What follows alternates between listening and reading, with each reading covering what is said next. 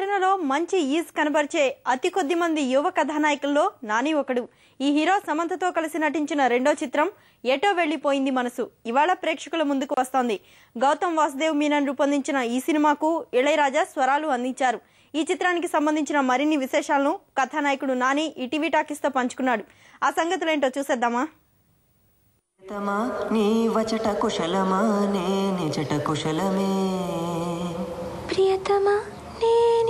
కుశలమే నీ వచట కుశలమా. ముందు నీ వచ్చట తర్వాత నేనిచ్చట. అందుకే నువ్వు పాడడం మొదలు పెట్టగానే పడిపోయా.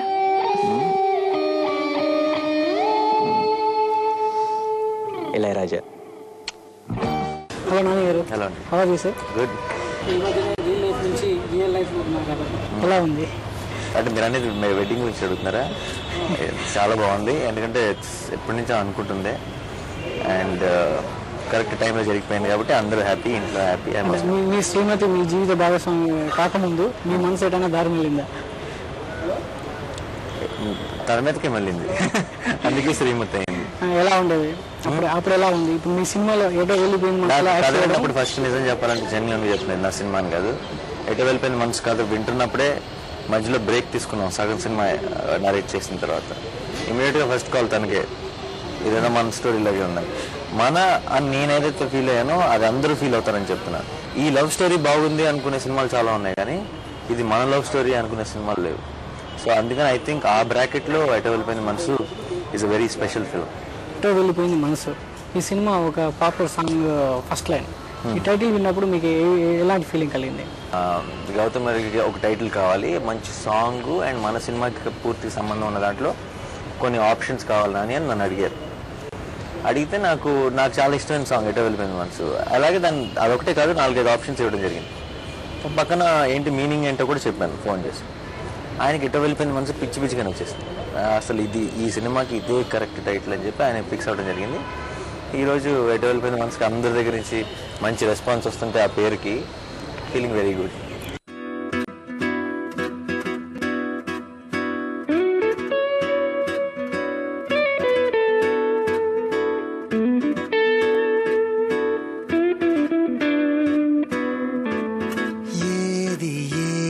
కుదురేది ఏది ఎదలో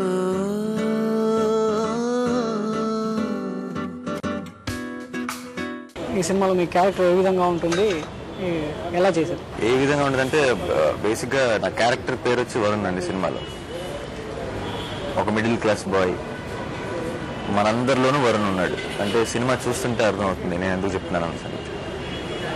సినిమా మొత్తంలో ఎక్కడో చాట అందరూ అన్ని ఏజ్ గ్రూపుల వాళ్ళు ఇది నేనే అని కనెక్ట్ అయ్యే ఒక క్యారెక్టర్ వరుణ్. అన్నీ ఆ ఏజ్లో ఉండే ఆ అడాల్సెన్స్, లవ్, సడన్గా మెచ్యూరిటీ, పేరెంట్స్ గురించి ఆలోచించడం, రియలైజేషన్, మన లైఫ్లో మనం వెళ్ళే అన్ని ఎమోషన్స్ వరుణ్లో ఉంటాయి. వరుణ్ క్యారెక్టర్ మామూలు కుర్రాలకి ఎంతో దగ్గరగా ఉంటుంది. కుర్రాలకే కదండి, అందరికీ దగ్గర ఉంటుంది. కుర్రాలకైతే ఇంకా అసలు పూర్తిగా కనెక్ట్ అయిపోతుంది ఫస్ట్ నుంచి ఎండ్ దాకా. సో అందరు చెప్పినాక అందరు ప్రతి వాళ్ళలో వరుణ్ ఉన్నాడు. ఈగలో నాని సమంత వీళ్ళ మధ్యలో రొమాన్స్ కాస్తే ఉంది. ఇప్పుడు ఈ సినిమాలో ఆ లోటును ఎలా తీర్చబోతున్నారు? మీ క్వశ్చన్లోనే ఆన్సర్ ఉంది, ఎందుకంటే దాంట్లో కాస్తే ఉంది. ఫస్ట్ హాఫ్ అన్ అవర్ మాత్రమే ఉంటాను, తర్వాత చూసిన వాళ్ళందరూ కూడా ఇంకాసేపు ఉంటే బాగున్నా అనుకున్నామని చెప్పారు. సో డెఫినెట్గా వాళ్ళందరికీ ఫుల్ మీల్స్. లవ్ స్టోరీ అంటే ఊరికి సింపుల్ ఒక అమ్మాయి ఒక అబ్బాయి ఉన్నాడు, లవ్లో పడ్డారు, ప్రాబ్లం వచ్చింది, విలన్ వచ్చాడు, అలాంటి లవ్ స్టోరీ కాదు ఇది. ఒక కంప్లీట్ లవ్ స్టోరీ, అన్ని యాంగిల్స్ అన్ని కోణాలు టచ్ చేసిన ఒక లవ్ స్టోరీ. నిత్య ఎలవర్తి తనొక చిన్న పాప అప్పుడు, కానీ ఇప్పుడు నా కళ్ళ ముందు ప్రత్యక్షమైన ఒక ఏంజిల్లా ఉందిరా. I mean she's a women now. నేను నీకు ఎంత బాగా తెలుసు? చాలా బాగా తెలుసు. నిజంగానా? అయితే ఇప్పుడు 5 అయింది, నేను 1 o'clockకి పడుకొని ఏ తర్వాతే లేస్తాను, నీకు తెలీదా? అసలు ఈ అమ్మాయిలు ఉన్నారే అన్ప్రెడిక్టబుల్ రా. కరెంట్ కూడా చెప్పే కట్ చేస్తారు, కానీ అమ్మాయిలు చెప్పకుండా కట్ చేసి పడదుపుతారు. సమంతతో రెండోసారి మీరు యాక్ట్ చేశారు. ఆమెతో యాక్ట్ చేసినప్పుడు ఎలాంటి అనుభూతి కలుగుతుంది? సమంత చాలా మంచి యాక్టర్ అండి. ఫస్ట్ ఆఫ్ ఆల్ ఎప్పుడు కూడా మంచి యాక్టర్తో యాక్ట్ చేసేటప్పుడు మన యాక్టింగ్ ఇంకా పెరిగిపోద్ది. ఎందుకంటే ఆటోమేటిక్గా ఆపోజిట్ సైడ్ రియాక్షన్ బాగుంటేనే మన యాక్టింగ్ బయటకు వస్తుంది. అసలు పర్ఫార్మెన్స్ బాగుంది నాది అని ఎవరైనా అన్నారంటే దానికి కారణం నా కోస్టార్స్ కూడా. వాళ్ళు అంత ప్రాపర్గా నాకు రియాక్ట్ అవుతూ నాకు యాక్ట్ చేసే స్కోప్ ఇచ్చినట్టు. సో ఆ విధంగా ఐ థింక్ సమంత నాది కెమిస్ట్రీ ఈరోజు ఆల్రెడీ చూశారు అండ్ చాలా మంచి రెస్పాన్స్ కూడా వచ్చింది. సో దాన్ని నెక్స్ట్ లెవెల్కి తీసుకెళ్తుంది డెఫినెట్గా చేసింది. గౌతమ్ మీనన్ దగ్గర నటించడం ఎలా ఉంది? నాకు చాలా ఇష్టమైన డైరెక్టర్ అండి. బేసిక్గా ఎప్పటి నుంచో అసిస్టెంట్ డైరెక్టర్గా ఉన్నప్పటి నుంచి చాలా ఇష్టమైన డైరెక్టర్. మరి ఆయన సినిమాలో నేను హీరోగా యాక్ట్ చేస్తానని నేను ఎప్పుడు అనుకోలేదు. సో అటువంటి ఒక ఆపర్చునిటీ వచ్చింది. ఈరోజు గౌతమ్ గారు ఎక్కడికైనా వెళ్ళినప్పుడు నా పర్ఫార్మెన్స్ గురించి దాని గురించి మాట్లాడుతుంటే ఇంకా అసలు దానికి ఆనందం ఇంకే అవదులేదు. ఎందుకంటే మనం ఊహించిన ఒక విషయం జరిగి అది ఇంత మంచి సినిమాతో ఆయనతో పనిచేసే అవకాశం కలిగి అండ్ ఒక మంచి ర్యాప్ ఆయనతో డెవలప్ చేసుకోగలిగానంటే నాకు ఇంకా అంతకంటే కావాల్సిన చివరికి మిగిలే ఇవే రిలేషన్స్ అన్నీ.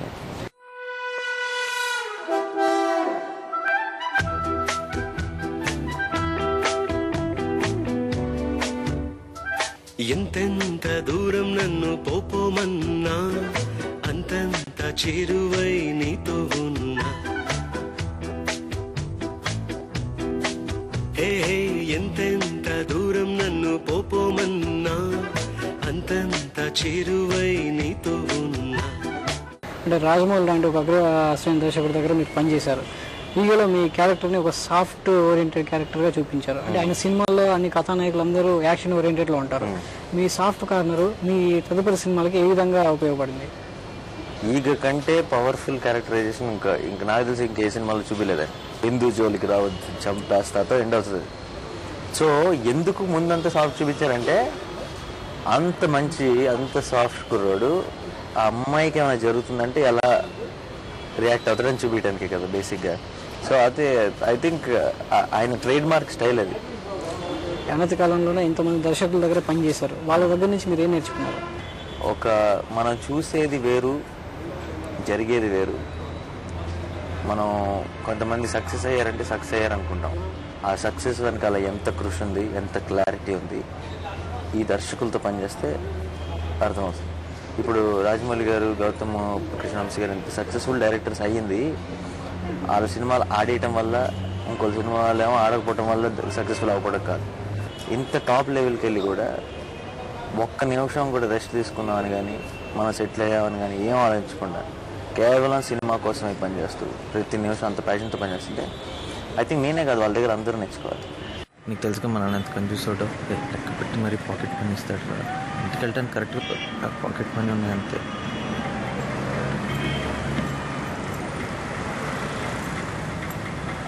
ప్రామిస్ రా. టీ కొట్లో కాఫీ టీ తాగుతూ మాట్లాడుకుందాం. నేనే పే చేస్తాను. ఎన్నో రోజుల తర్వాత చూసిన సినిమా అది నీకోసం. Some appreciation for that. నా కోసం అంత గొప్ప త్యాగం చేయక్కర్లేదు. ఆపుతావా? చూడండి. నన్ను కూడా పాపం సౌండ్ చేయకుండా తిను. అంటే మీలోనూ కూడా ఓ దర్శకుడు ఉన్నారు, ఆయన ఎప్పుడు బయటికి తీస్తున్నారు? నాలో లేడండి. అవుదామని ఉన్నాడేమో అని వచ్చాము ఇండస్ట్రీలో. ఉన్నాడు మనకు తెలియదు నాకు. బట్ నేను రియలైజ్ అయింది మాత్రం యాక్టింగ్ మొదలైన తర్వాత, ఇంతమంది డైరెక్టర్తో పనిచేసిన తర్వాత మనం బోల్డ్ అండ్ కన్ఫ్యూజన్లు ఉంటాయి మన హెడ్లో. అది అవుతాం, ఇది అవుతాం, అది చేస్తాం, ఇది చేస్తాం. కానీ దేవుడు మాత్రం కరెక్ట్ డైరెక్షన్లోనే నీ టాలెంట్ ఇది చెయ్యి అని చెప్పి పంపిస్తాడు.